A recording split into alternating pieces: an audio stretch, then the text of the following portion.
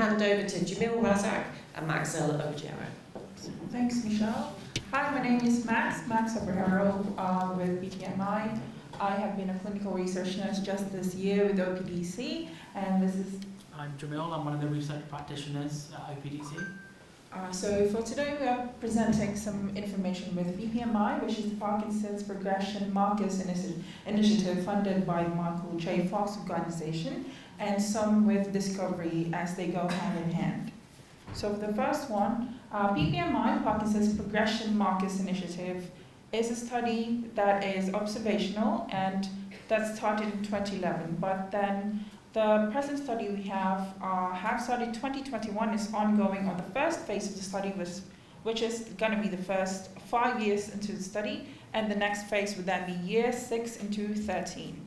Basically, the aim of the study is to identify biomarkers of PD progression by assessing multiple cohorts, we have 3, to develop the largest collection of clinical, imaging, biologic, and genetic data. Basically, this is aimed to accelerate therapeutics to slow PD disability. So we are currently supporting more than 20 trials.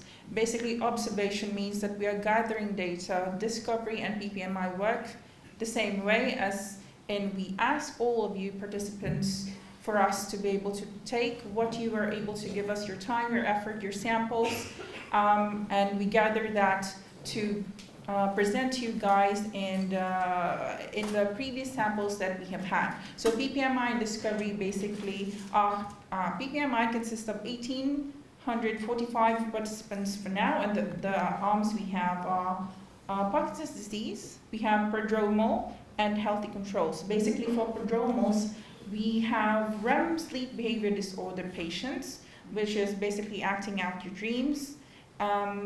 We need to confirm those with a polysomnography showing a positive RBD. So we also need people who are hyposmic, basically those who have lost their sense of smell, which is the earliest symptoms that we get.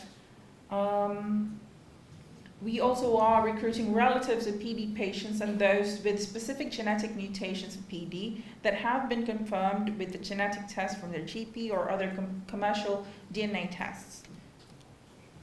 So basically, I'm just going to show you an overall view of all the PPMI sites that we have currently. We have a lot in the United States and Europe, and some in Canada. So for the latest accomplishments that we have, basically, since we're gathering all the data that all our participants have given us, there are over 2 million downloads of PPMI data so far worldwide for research purposes of everything that you have seen so far from the slides of all the research that we've been presenting you. Those are from Discovery and from PPMI. More than 2 million downloads already gives you an idea of how much your data that you've given us matter to the research community, to Parkinson's disease community, and also that includes more than 200 publications and scientific journals so far that we have supported. So using this, if you know how to work a QR code, you can scan that one to basically access one of our Michael J. Fox articles of all the accomplishments, which is the latest ones that we have. Basically, it focuses on alpha-synuclein, which everyone has been mentioning. So it's an article that if you'd like to access, you can do so using that QR code. So basically, the procedures for both PPMI and Discovery are shared together to gather shared data. So we have cognitive assessments. I'm sure all of you have gone through most of those. Smell tests, DAT scans, which Johannes has just showed us, and some MRI, some blood samples and urine samples, and skin biopsy, and most importantly, lumbar puncture, as everyone has said here. CSF comes from lumbar puncture. So for more details regarding lumbar puncture, we have Jamil here to explain more. Thank you. Okay. So we wanted to now focus on the lumbar puncture procedure. as not only for PPMI, we'll be inviting our discovery cohort participants as well to have these in order to collect them as an additional procedure. And this isn't as routine as blood samples that you might have had. So most people haven't had one before. So I wanted to explain why we do these and demystify any preconceptions that some people may have. I also have a great animation to show you in the next few slides, which goes into detail about the procedure and what to expect. But the lumbar puncture involves obtaining the fluid that surrounds the brain and spinal cord, known as the cerebrospinal fluid, or CSF, as Laura mentioned earlier. Clinically, the procedure is done in order to help in the diagnosis or exclusion of serious disease, such as infection or bleeding in the brain. Its major known functions are to carry and cushion the brain and the transport of nutrients, hormones, and waste products.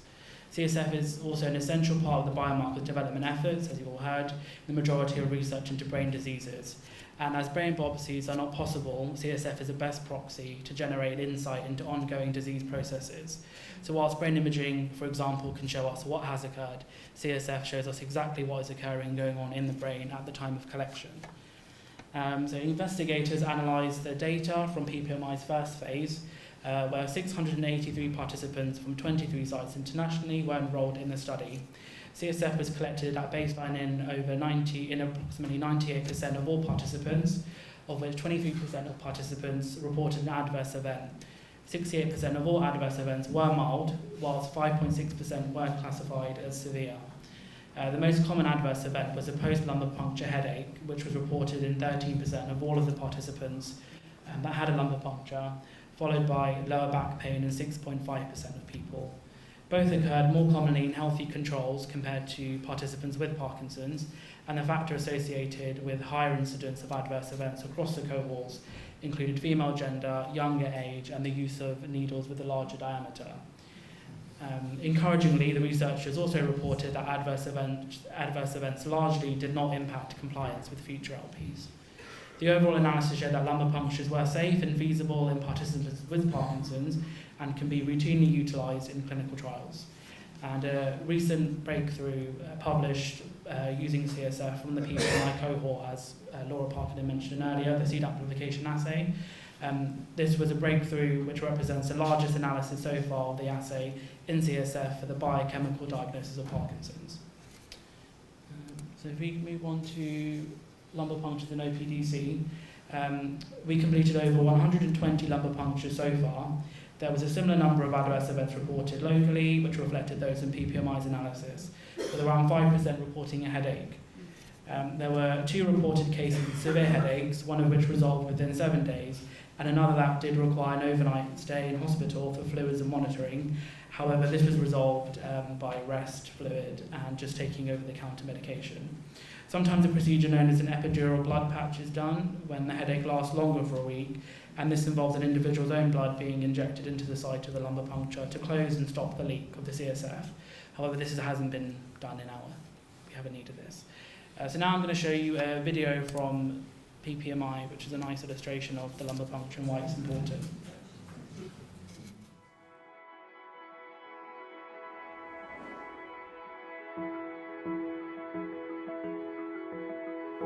Our brains are amazing, directing every function, idea, and feeling in our body. But in millions of people, neurological diseases such as Parkinson's affect these abilities and diminish quality of life. Learning more about why and how this happens is critical in finding new and better treatments for disease. We can't easily examine brain tissue as we can with some other parts of the body, and brain imaging technology is currently limited. However, we do have a vital option to advance brain research: examinations of spinal fluid. Spinal fluid is constantly circulating in our central nervous system. It bathes the brain and travels through our spinal column. In this never-ending circuit, it transports chemicals and substances that are full of information about our brain's function. Sometimes doctors refer to the clear fluid as liquid gold because it is such a precious asset for studies. For researchers working to unlock clues about the causes and biology of brain disease, nothing can substitute for spinal fluid. It can reveal far more than we can through simple blood tests. Differences in spinal fluid among those with and without Parkinson's can point to new ways to understand disease, who gets it, who doesn't, and why. and how the disease progresses and changes over time, which also happens differently in different people. Information from studies of spinal fluid could be the key to help us do something we can't do today, stop Parkinson's in its tracks, or even prevent it altogether.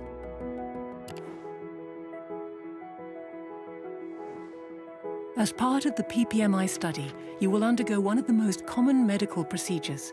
It's called a lumbar puncture, or LP. Doctors routinely perform the LP to collect small amounts of spinal fluid. Your PPMI study team knows that participants may feel nervous before their first LP, but often later report that it was easier than they expected. Here is what it's like. The entire process can take as little as 15 minutes. First, the study team will review the procedure with you before you begin. You may be asked to sit or lie down.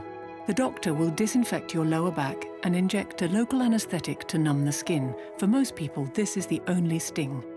Once the anesthetic takes effect, it's time to collect the spinal fluid. The doctor will collect about 2 tablespoons of fluid. Your body can easily part with this much, and it is quickly replaced within about an hour. Once the procedure is over, recovery time is minimal, and most people drive themselves home. PPMI's doctors have years of experience with the LP and take every precaution for your safety and comfort. They use a special small needle to reduce pain and risk of a headache. The risk of a headache is very low, but the study team will talk to you about how to avoid a headache and what to do if you do develop one. On the small chance that it occurs, the headache typically gets better with rest and drinking plenty of fluids. Since 2010, participants have returned to their study sites again and again to collectively complete more than 5,000 LPs. Each one of these represents a truly irreplaceable gift. The single sample you donate in one procedure is enough for researchers to conduct dozens of scientific tests. Since PPMI began, the study has received hundreds of requests for use of its precious biosamples from qualified research groups all over the world, groups who are on the forefront of worldwide brain research. It's clear that PPMI is generating the resources required for countless critical experiments, bringing us closer to new avenues of inquiry and ultimately better treatments and even a cure for PD. As a participant in PPMI, you are part of a global effort. You're one of thousands of individuals united in making unprecedented contributions to Parkinson's research and brain research generally. And your decision to participate is likely to pay off sooner than you think. As many as 24 trials of potential new drugs are already underway, with findings that have emerged from PPMI so far. One thing is certain: the liquid gold that flows through your brain is invaluable in the mission to change everything about how Parkinson's disease is diagnosed, managed, and treated, and one day prevented. Thank you for considering sharing this vital resource. With your help, we can move closer to a world where Parkinson's disease is history.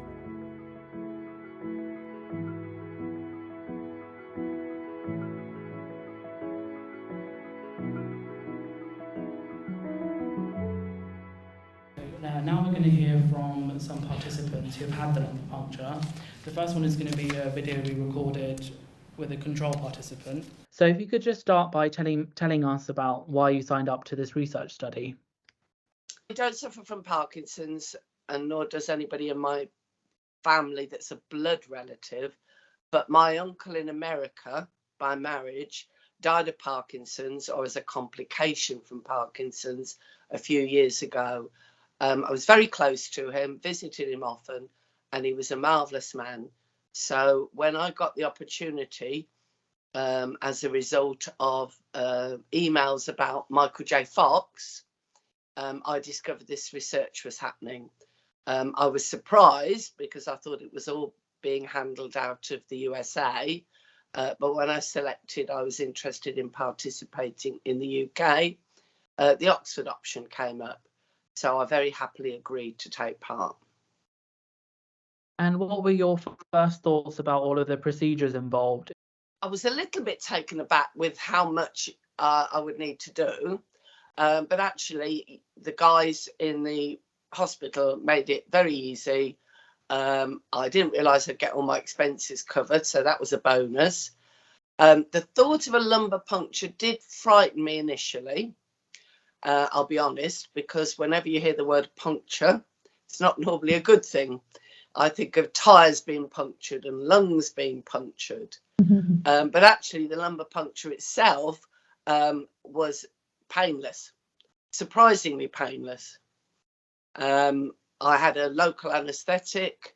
The person administering the needle did the job well, and I didn't even feel anything going on. Took a few minutes for the fluid to come out, but there was no discomfort during that procedure at all. I had been reassured in advance that if I suffered any excessive pain or any discomfort, to let doctor know, and that they would stop immediately. That never arose, so I was more than happy. Did your perceptions change after having the procedure? Absolutely. I would encourage anybody who's participating in the survey to agree to the lumbar puncture, because I think all the safety precautions are there, and all the risks and the explanation is enough to reassure you that the right people are involved and they know what they're doing. Everybody looked after me afterwards to make sure that I didn't suffer any effects afterwards, and I think the doctor even made me a cup of coffee. Say to someone who is apprehensive about the procedure? I don't think you've got anything to worry about. I think the medical people involved are highly trained. They carry out the procedure and they discuss the procedure with you in advance. There's little or no pain, slight discomfort. The bonus is the needle goes in behind, so you don't actually see it, and it's easier than going to the dentist or giving blood, which I do from time to time. That's it. We can move on to our next participant. I'd like to come up to the front. This is Jules. Thank you for agreeing to have this interview with us. So my first question was, if you could just tell us a little bit about why you decided to sign up for the research study. Okay, within my family, I'm the fourth person of a very small family who's got it. We haven't yet found out whether we have got it as a family hereditary-wise. But also I'm a trainer, so I think it's important to try and learn things from whatever we do. And it took 4 years to get to the last see Professor who then gave me the diagnosis, which I've been telling people for the last 4 years. That's what I thought it was. So lots of reasons, really. Great. And what were your first thoughts about all the procedures involved, including the lumbar puncture? All except the lumbar puncture were fine, because we'd had already those to get to this point. The lumbar puncture freaked me out a little bit, but I thought, no, man up, get on with it, if we can say that anymore. And then did your ideas change once you had the procedure and experiences after that? Very much so. Literally just beforehand I had the skin biopsy done, and the discomfort of that, the 2 injections in your neck or up the top of your back, was the same as the 2 injections that went in my back before they did the lumbar puncture. It was a bit weird laying on your side facing a wall with people behind you, but you're all covered up to at least there, so you don't feel exposed. And then you just lay there for 10 minutes and think, actually, I've got 10 minutes of a consultant's time here. What do you think I could do for my dystonia in my foot? So use the time wisely. Any research you can do, you get to see these amazing consultants a bit more often. So why wouldn't you? So yes, I'll come back again in a year or whenever. And what would you say to someone who's apprehensive about having a lumbar puncture? I get your apprehension. Don't, take somebody with you. Unfortunately, my mum and sister weren't able to come with me that day. I wish they had done. Just to have someone afterwards give you a hug. But there was no need for it, but you just worry about it in case you do. So get on with it and come and ask me. I'm going to stay here all day with my mum, so come and have a chat, see what I really thought about it, which is what I've just told you. But if you've got any specific questions, just come and ask, please. Thank you.